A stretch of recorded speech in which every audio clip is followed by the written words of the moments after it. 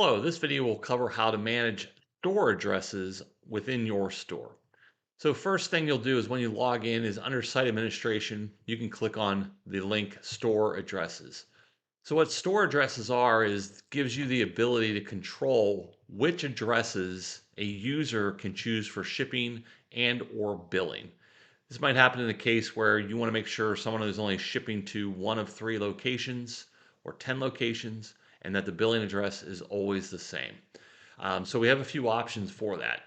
The stores default to none, which allows users to add whatever addresses they want, or you can do restricted, which will limit the shipping address in this case to the addresses listed below that are of type shipping, or you can also do, again, and or billing, where it will restrict billing addresses to the list of addresses listed here as the billing type.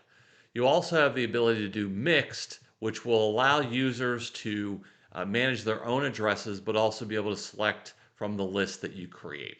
So if you do any of these changes, you need to make sure you just do update. So I'm going to make these both restricted, hit update restrictions, and then the store is now set to restricted addresses. In this case, I have one address listed already for billing and shipping. That means when the user logs into the store and they go and place an order, they will only be able to pick this address for both billing and shipping. I can add more addresses, and I'm going to do a shipping and billing here. I'll give it a name. It's called test in this case. First name, last name, company are not required. I can give it an address, and we will put it in anywhere. We'll do South Carolina, and the zip code is 29414. And we'll make the phone number just,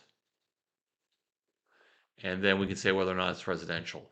I can also set it at a group access level, meaning do all users get to see this or only certain groups? And then you would select which groups get to see this address.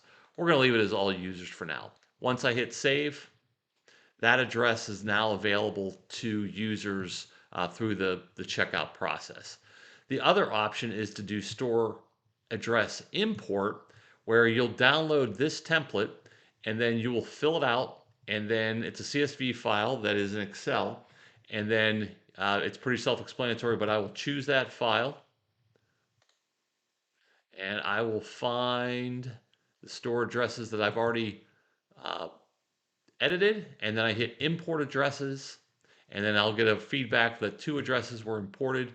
If I go back to store addresses, I now see those new locations that I just imported. One was just a shipping, and then the other one is a billing and shipping address.